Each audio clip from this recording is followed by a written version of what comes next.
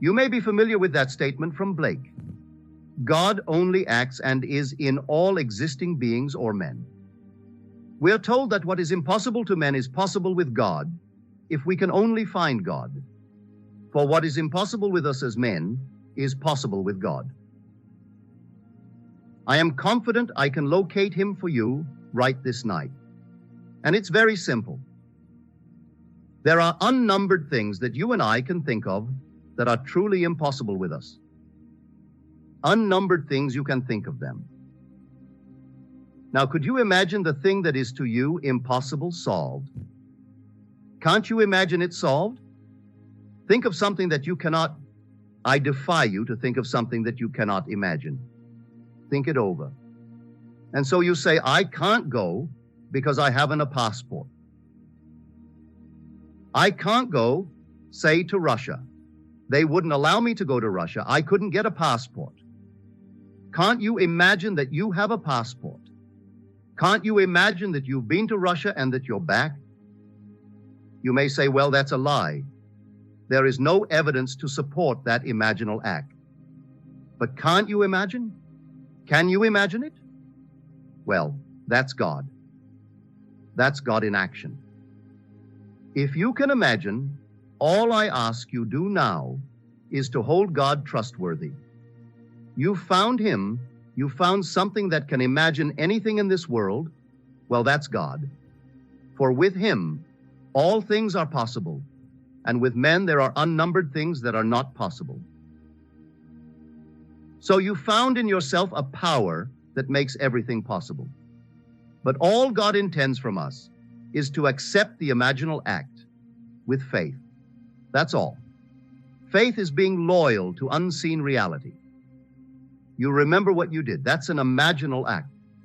All it takes from us now is to be loyal to that imaginal act. For through faith we made all things. An imaginal act is one thing, and that's self-determining, that's causative.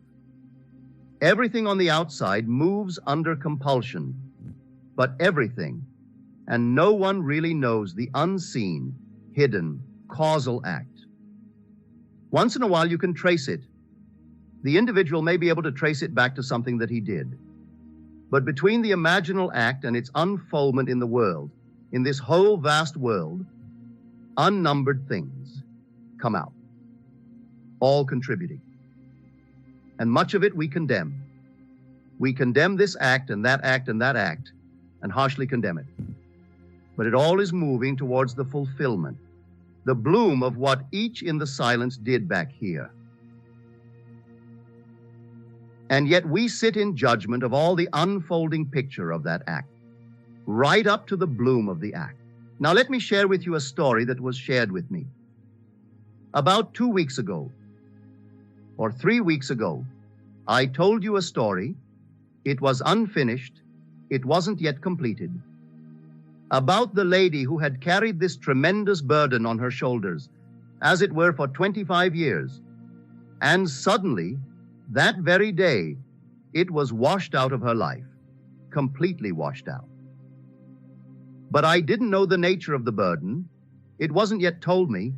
In fact, it wasn't yet told him. He just wanted me to know, to encourage me to encourage you of this story. Well, this is the story. It's all about his mother, who lives in St. Louis. That's maybe 1,500 miles away. So take that into consideration when you hear the story. She has a very important position. She is executive secretary to an organization similar to our bowl here. You might have seen these great shows in the summer. They produce, every summer, 12 musicals are produced. And you either take them, or you've read about them, or you've heard about them. And so, she has been, and still is, for many, many years, executive secretary of this organization. But in spite of the glamour of the job and all the wonderful things she enjoys on the outside of her home, because in that capacity, and as I'm told in his letter, that one of the great status symbols in St. Louis is to be a member of that board. And so they all love her, all respect her, they all admire her, and she enjoys their friendship. And so all the lovely social graces and friendships are hers outside of her home. But in her home, she's not been able to entertain any of these people who entertain her. Because 25 years ago, her father, just moving like the old man of the sea, fell. Well, being her father, she didn't want to do anything to simply dispossess him, as it were.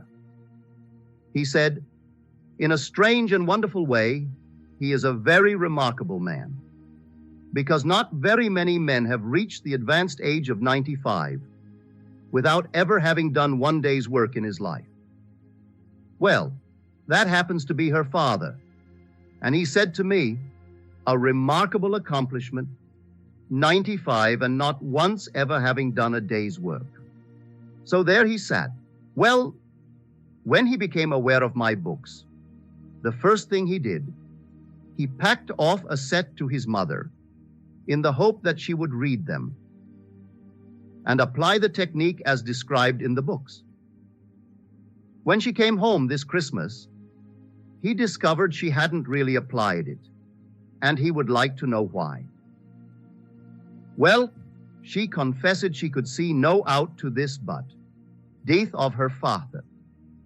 And if she applied it in the way that the book teaches, she might produce a death, and then she'd have to live with that on her conscience for the rest of her days. And although she would love the freedom of living alone in a nice, lovely home, where all things were lovely, she still would persist in this horrible sacrifice and carry this burden rather than face the only out that she could think of, that the man would die. Then he told her the story that he heard from this platform, that when I found myself in love with the girl who now bears my name, I was terribly involved. I mean, so many complex facts confronted me. I had a dancing partner the world thought I should marry, and everyone thought I should marry her. I was not yet divorced from my first wife, and yet here, I'm in love with this girl. Well, I knew I could not be happy in this relationship of marriage if it caused any distress to my dancing partner. Yet I postponed and postponed the joy of mine by not doing something about it, not acting. One night I said to myself, if I am now blissfully happy in this new relationship of marriage, then it could not be really a happy state if I knew that my dancing partner was injured in any way by this act of mine. So I will simply forget all of that and assume that I am blissfully happy, which would include that she's happy. I did it night after night for 6 nights. And then she confronted me and told me she didn't know how to tell me, she didn't want to hurt me, but I was to her like a brother. She couldn't think of me in terms of her husband, and that she had found a doctor. She mentioned his name, a friend of mine, a very dear friend of mine, and that she and this doctor had been, well, lovers for the longest while, and that she hoped one day to marry him, and she thought I should know it now. Well, here I had been going for the longest, while not wanting to hurt her, and she not wanting to hurt me, and we both robbed each other of the joy that was really in store for us. So he told his mother of this story. He said, I saw in her eyes a certain glimmer of interest, so I said it over and over in the hope that she would actually apply it. But she didn't tell me when she left here that she was going to apply it. So what I did was this. I imagined that she had done it and done it successfully. So I imagined that she had applied this principle towards that end, and that she had been most successful in the application of the principle. Then a telephone call came that she didn't mention what the father did, but he did something to outrage the neighbors. It was something that really outraged the entire neighborhood. And then she said to him, I must make a decision. And her decision was to move. Then he said to her, I've decided too. I'm going back to my home 50 miles from here, from which I originally came. Then came a letter, which he enclosed to me, in which he told me that she saw the place. He has a beautiful room, and she saw the meals he's having, and so he has wonderful meals and living in a beautiful room. Now, for the first time in 25 years, without the man dying, she can have her own lovely apartment and do what she's been wanting to do for the last 25 years. So you see, you hurt no one when you apply this law and really act. God only acts and is in all existing beings or men. So he has found God, definitely found God, for he found the cause of the phenomenon of life. And back here, I think he knows it tonight, that whatever that grandfather did, whatever he did, he could have done something that if he were not 95, could possibly it would go very hard with him today. He may, I don't know. But you know who did it? The one back here. He wasn't quite sure that the mother did it. And so he was taking no chances. And so he imagined that the mother had imagined herself in this new wonderful place and that it was successful. And so now that thing was causal. And everything that had to take place to bring about the fulfillment of that imaginal act took place, including a man performing some kind of an act or saying something or doing something that outraged the neighbors. Now you judge the act, and the old gentleman would be harshly judged, and yet he was compelled.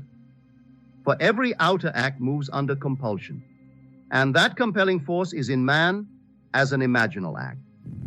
It's the only creative force, and that is God. By him all things were made, and without him was not made anything that is made. John 1:3. So you found God in that wonderful act. Therefore, why go elsewhere when you found exactly how this thing works? When you know what you want, you hurt no one. You simply go to the end. But may I tell you, you may cause many things to be, well, on the surface, to be very distressing, not to you alone, but to others, and sometimes never to you. But that's why in the end you'll understand the words, Father, forgive them. They know not what they do. Luke 23:34. For everyone is acting in a way he doesn't really know why he's doing it. He thinks he initiated it. He doesn't. He's under compulsion because someone removed not only in space, removed in time, is treading out the winepress, and they're only instruments to bring about the fulfillment of that unseen imaginal act. So here, he has shared with me that I in turn may share with you. I am convinced that if you take me seriously and do it, I will get, before I close, on the 26th of May, 100%. I will have everyone who could testify to the truth of God's law. I mean that seriously. I don't mean 99%, I mean 100%. If you treat it seriously and act, God only acts and is in all existing beings or men. And if he starts with the premise that with men things are impossible, but with God all things are possible. They couldn't understand how a rich man who is denied the right to enter the kingdom of heaven because he couldn't, it's easier for the camel to go through the needle's eye. And then they asked him, then who can get the kingdom of heaven? His reply was, with men it's impossible, but with God all things are possible. Mark 10:27. So now you know that you can't conceive of something. No one can tell you something that you can't imagine. No one has ever gone to the sun. But can't you imagine it? No one has ever gone beyond the sun, beyond our sphere into some other sphere altogether. But can't you imagine it? There's nothing. You can't imagine. Therefore, all things are possible with God. Therefore, God must be my capacity to imagine. That's God. And if I try it and it proves itself in the testing, then I have found him. I try it again, and it proves itself in performance. So I have confirmed that I have found him. Then I share it with others, and they try it, and it works. Then we have found him, haven't we? So I say, we can get from this group here 100% success, that you can actually testify to the truth of God's law. I'd be satisfied and thrilled if 1% could testify to the truth of God's promise. But that is unconditional.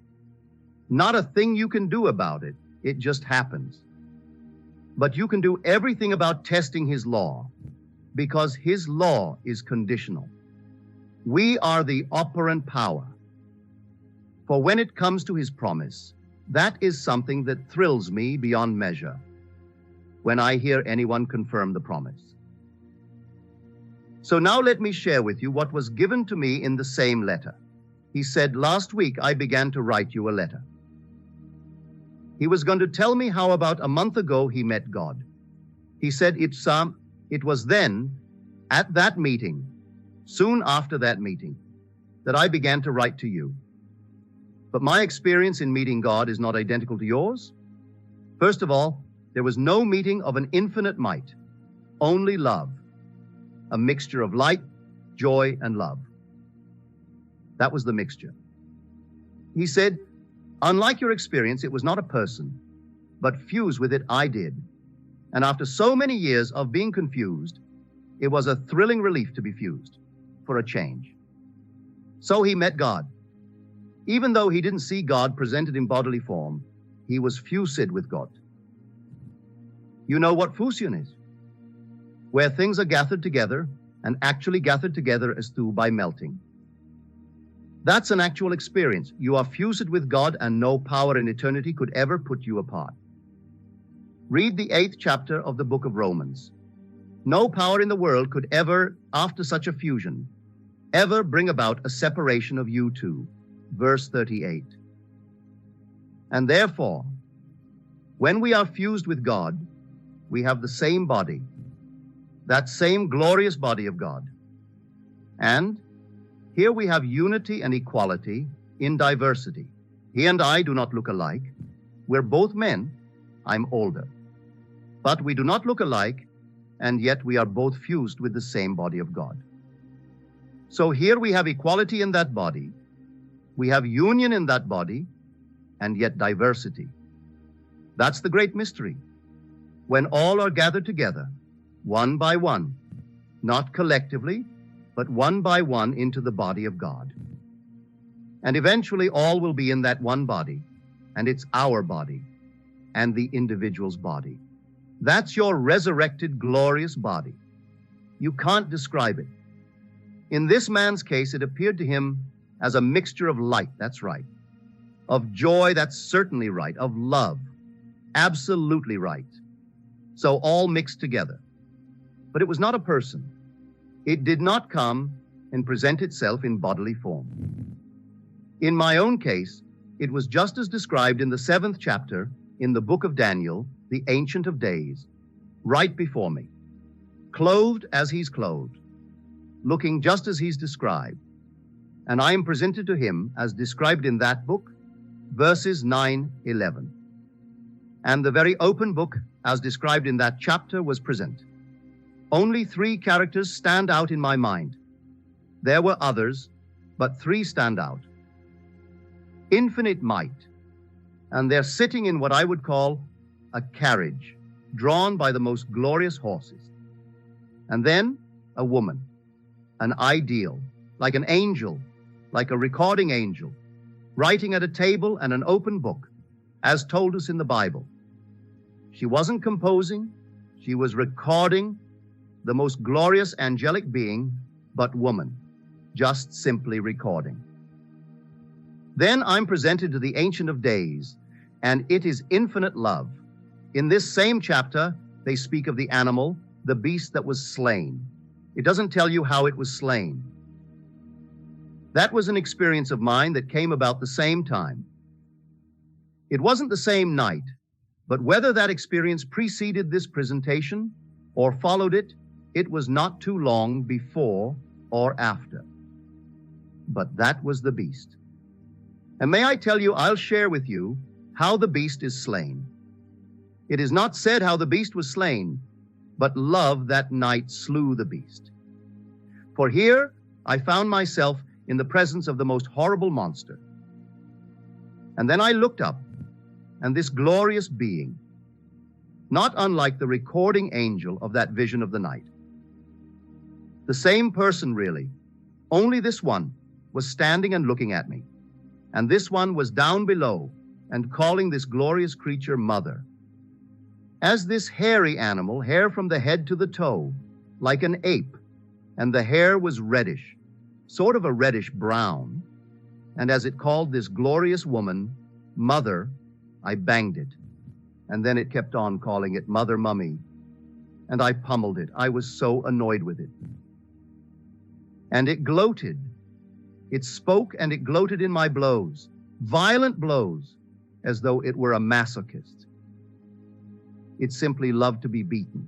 And then, something on the inside of me, from the very depths of my soul, knew, I can't tell you I heard a voice, but I knew that that was my creation, and so was she.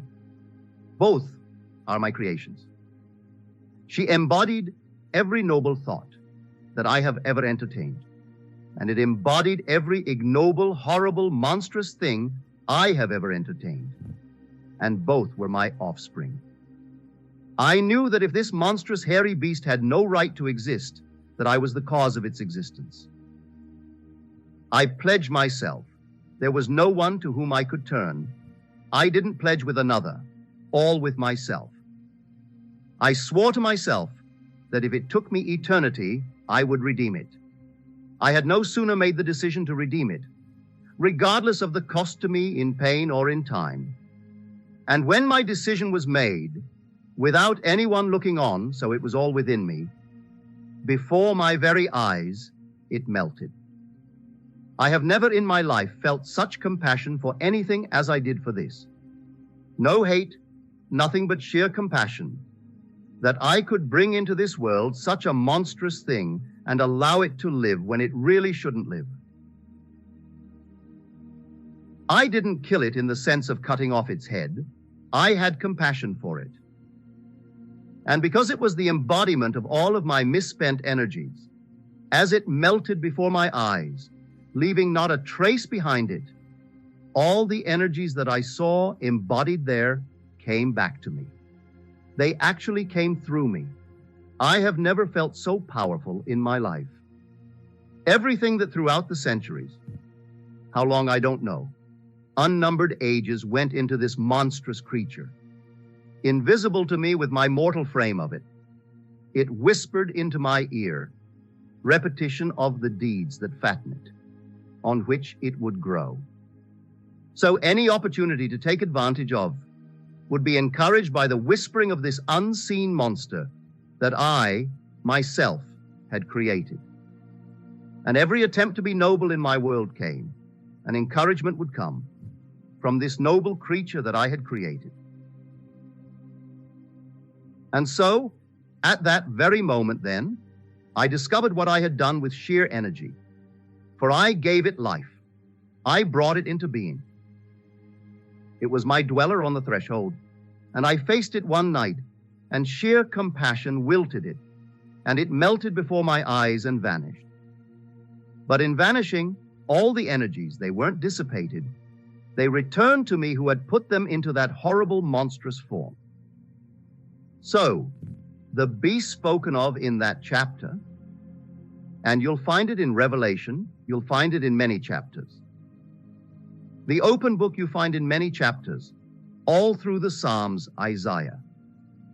These are true visions. And so he didn't see the human form, but he was fused with the same being, for that being is love. When you fuse with it, the joy is beyond the wildest dreams. So he felt joy and life.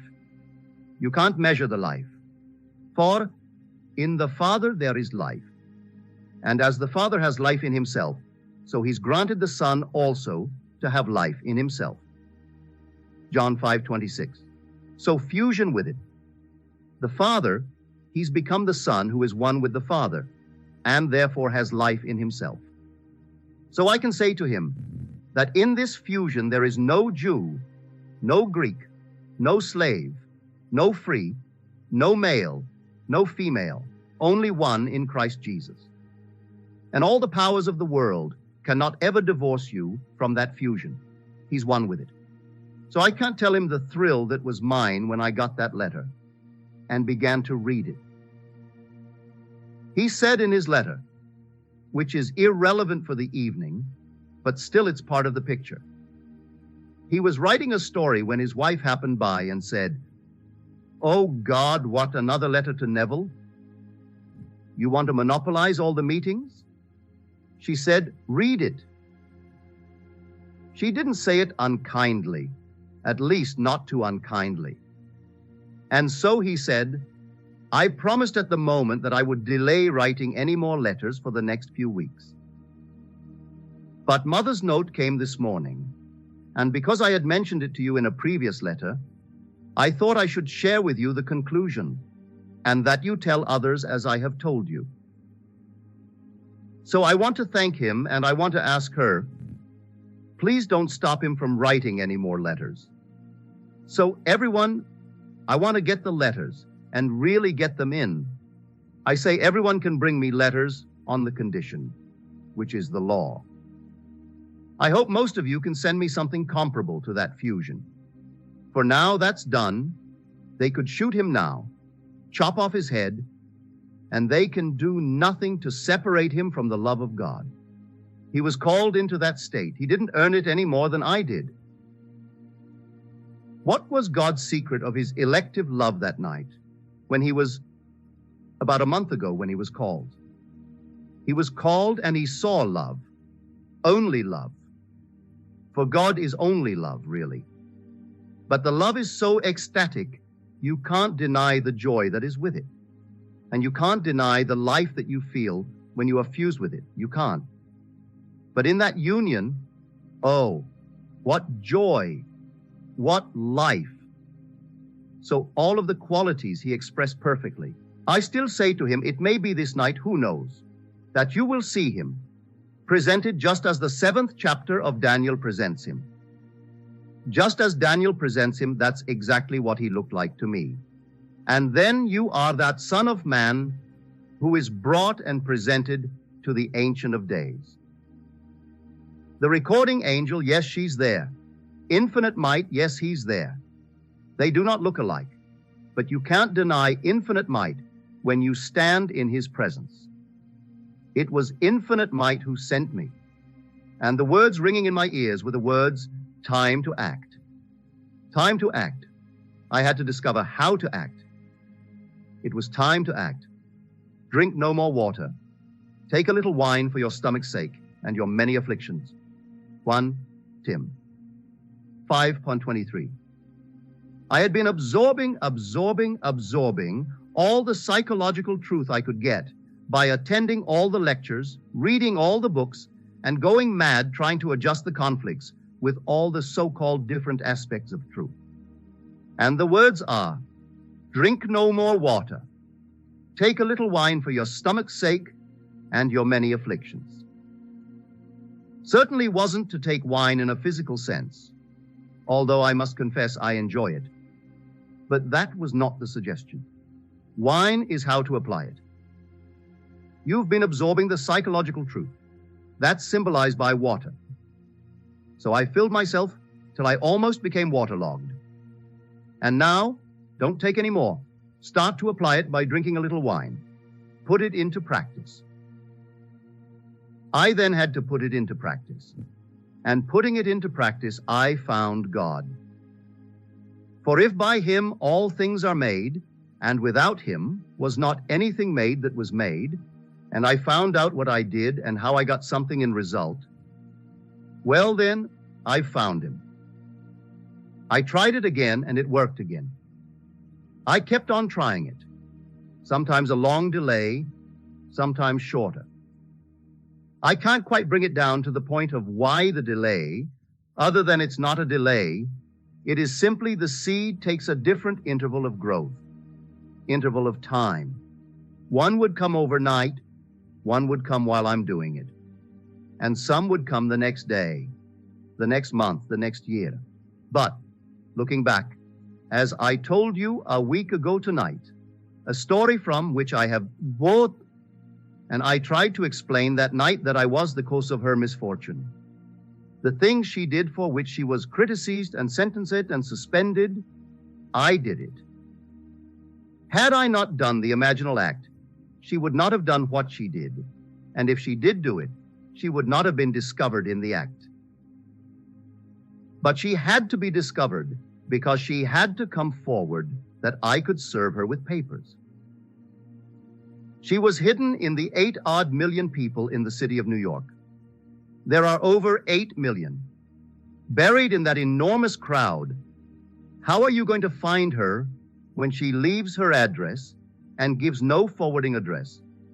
But she had to be found, even as like a needle in a haystack. She had to come out of hiding, because I had performed an act.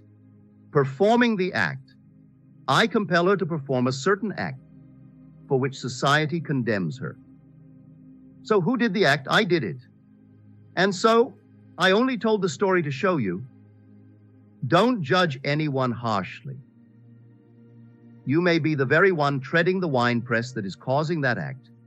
Then you now sit in judgment and condemn. But when you awaken, you will say exactly what is said on the cross. Father, forgive them, for they do not know what they do. They're all moved under compulsion. You awake, you are moving from the inside, and that's self-determining. You know exactly what you're doing, and you watch what you're doing on the inside, and you do it constructively, lovingly. But even a loving act as it was in his case, he loves his mother and wanted her to be free of a burden. He didn't want that grandfather to die, but he wasn't concerned as to how the mother would be set free. But he knew from the story that you've heard that if he felt her joy in her new home, that something would happen without hurt to her. Well, the old gentleman did something that outraged the neighbors, and that she said to me, Mother has not yet mentioned what he did, and as far as I'm concerned, it doesn't really matter what the old gentleman did. He could have done 1 in 1,000 different things that would have caused the neighbors to rise, and in some great fiery against him. It doesn't really matter. But the cause of whatever he did was 1,500 miles. Removed in an imaginal act of a son who so loved his mother, he wanted her to be free from this horrible burden that she'd carried for 25 years. So I tell you, everyone do it and then share with me. But bear in mind, God only acts and is. He is not a passive spectator at this passage of history. He is the supreme actor, the supreme actor. So in everyone, God is acting, and he's acting every time you sit down and imagine a thing with faith. That's how God acts. If you imagine and think, oh, well, that's nothing, that isn't real, well then, you've already canceled it at the very moment of saying that it was unreal. Do you recall the story we told you, quoted from the great Carl Jung, that only when he credited the fantasy with reality did the thing work? For you who were not here, Carl Jung, who died in 61, and the book came out in 61, which is really a form of biography. And this night, he was contemplating the death of a friend whose funeral he had attended that day. The man had died suddenly without warning the day before and was buried that very day, when Jung, in his bed, was seriously considering the man and his present state. Whether Jung believed in the afterlife or not is irrelevant to the story, but he's contemplating the friend, and suddenly he senses the presence of the friend at the foot of his bed. As a great scientist, he said to himself, well, I know Mike Bundy. I know I went to his funeral, The man is dead, so he can't really be here. Then he arrested his thoughts. He said, "What right have I? Wouldn't that be the most abominable thing to do to a friend? If the friend were here, and I treated him as though he were not, and I was indifferent to him, wouldn't that be a horrible thing to do to a friend? So now I will credit him with reality." And so the minute he decided to credit him with reality and assumed he was there and real, the friend became very, very real in his imagination, turned around, walked through the door, and beckoned him to follow, which he did. As he followed through the door, the friend went through the garden, and he in his imagination followed onto the street. And then the friend walked several hundred yards up to his home, where now only the widow lived, and he, in his imagination, followed the friend. He went to the friend's home. The friend went right through the first room into his library, mounted a little stool that was there, up to the second shelf from the top, and pointed out 4 volumes bound in red. Then he pointed to the second volume. And then, as he pointed to the second volume, and that was the one he wanted to bring Jung's attention to, he disappeared. And of course, Jung broke the spell back on his bed. The next day, he physically went to the home and asked the widow for permission to see the library. As he entered the library, here is the little stool that was in his vision of the night before. He mounted the stool, and there, second shelf from the top, are 4 volumes in red. He picked up the second volume and its title. The title of it, The Legacy of the Dead. Zola's translation into the German, Zola's work translated from the French into the German. But it was titled The Legacy of the Dead. That's all the man wanted to convey to Jung. Jung, the great giant in the mind, might believe that with the dissolution of the brain, there is no man. He might, because Freud believed that, and he was Freud's great student. So many psychiatrists believe that without the brain, there is no being, no entity. It vanishes with the dissolution of the brain. How they can conclude that, I don't know, but many of them do. Well, Jung might have been on that verge. Well, here is a man who is dead now. He went to the funeral. He returns to convince him of the reality of a post-death state, and takes him to the place and points out a book where the title bears a great significance, The Legacy of the Dead. And so, Jung could take that in 1944, I think that happened. But he would not allow it to go into print until after his death. He died in 61, and the book came out in 61, after Jung himself had made his exit from this world. So the story is that when he gave reality to the so-called unreal state, it became so real it could guide him to show the reality of an after-death state. So if you would now imagine something and give to it a same credit of reality, the thing would then become embodied and become real in your world. You can't take an imaginal act and treat it as unreal. Take your imaginal act and treat it as reality. Really believe it's real and have faith in the unseen reality, that it will externalize itself in your world. So you take it and try it. And trying it, I know from experience you'll prove it. And then, if you're not the 1 in 10, or if you're not the 9, I should say, you'll write me a letter. Because not everyone who gets it ever writes a letter. And may I tell you, it doesn't really matter how well you write. If you just can barely print, but you can't express yourself in writing, tell me in the first person. I want to hear it that I may in turn share it, as I've been sharing this gentleman's story with you.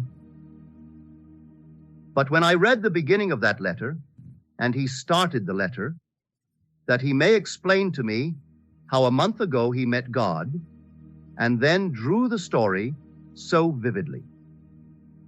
It was not a parallel of mine, although I did meet infinite love and permitted myself to speak from that.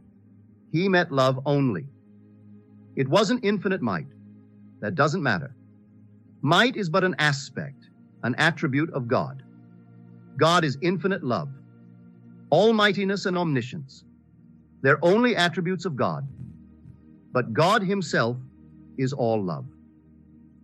So you are fused not with almightiness. That's an attribute he'll use. You're fused with the reality, and that's God. So he's right. He was fused with love. And when you're fused with love, you can't deny it's a delight, sheer joy that is present, and the sheer life that you feel. Life in yourself. Now, having had that experience, I can prophesy for him. All the things that I have told in my books, that I've had as mystical experience, happened after that experience. And so, he can look forward to all these experiences, where he'll come upon a scene like this, and he will know, for now there's life in him, and he will arrest an activity in him, and arrest as it's seen on the screen. He will arrest it, and not a thing can move while he holds it still within him. Then he'll release it. Then all will continue on its way, and he will prove for himself that he has life in himself. That's going to happen to him as surely as I'm standing here. For everything that I have recorded happens after the fusion with God. Early dreams as a child, they were all preliminary, preparatory, but that was really the beginning of it all. That fusion with God. And the night that I was called and brought into that state, I certainly didn't expect it. If anyone had told me that very day of coming in the very presence of God and seeing God as man, I might have smiled. I might have. Therefore, I can't blame anyone who smiles when I tell them that I met God, and God, in presenting himself to me, presented himself in the human form. And that the human form is truly love divine. It's all love. And the fusion is so intense, it's a melting right in him, without loss of identity. So, every one of us will be one day united in that body. So we will have union and equality and diversity. Nay, no loss of identity whatsoever. So you hear this night that God only acts. I do not know your background. Not all of you. Your religious background, what you believe in. As far as I am concerned, true religion is really a devotion to the most exalted reality of which one has experience. So this experience of this gentleman with the fusion with God is something he could never forget. And no priest in this world or rabbi in this world could in any way divorce him from that union. He will listen like a gentleman, occasionally, to any argument they have to present. But they could never persuade him to give up the notion. It's not a notion. This is a reality beyond anything that one who has not had it could ever conceive. So you couldn't present any argument to divert a man after the union with God. You will allow any argument, listen to it carefully, but you can't listen to the point of being deflected. First of all, you can't get out of the union. You're part of God. Fused with God, you could never in eternity ever be separated from God. There's no power in the world that could do it, because God is more powerful. And no power could take you out of the body of God after you're invited into it and fuse with it. So tonight you take that. At least one person here, others have told me too. They're all coming towards the grand, really, the only end, which is the fulfillment of God's promise. But that you must wait for and wait for it patiently.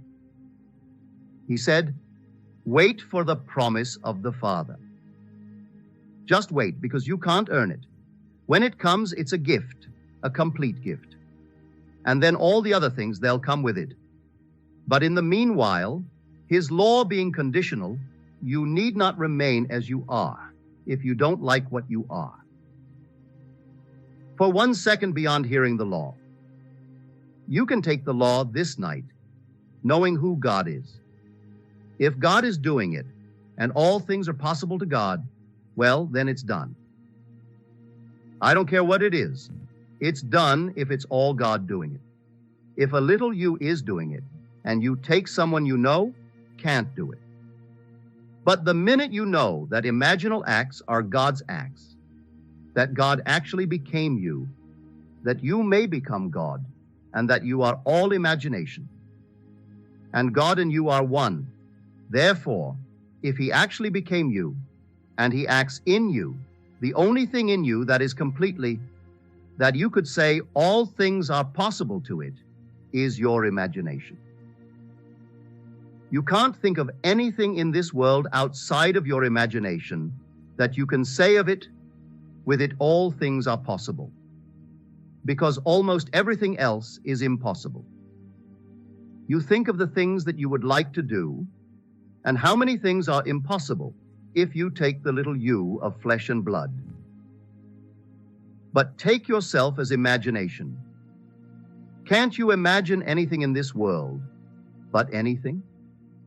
If you can imagine it and actually accept the imaginal act as fact, and wait in confidence that the imaginal act has all the power necessary and the plan wrapped within itself to externalize itself. And while he was here, 100 miles away, this imaginal act was taking the old gentleman and making him do something that would outrage the entire neighborhood. The old gentleman and his daughter would be totally unaware that an unseen imaginal act was cause of his behavior, because they would say, "What on earth is he doing?" Or, "What in a household of that sort, with a daughter who is so gracious and so noble, and to have a father like that, how could he possibly do it?" We would judge him harshly. The real culprit, if there's a culprit, was hidden 1,500 miles away, and he did it through love. He so loved his mother, he wanted his mother free and be separated without killing the grandfather. And so, you do it this way.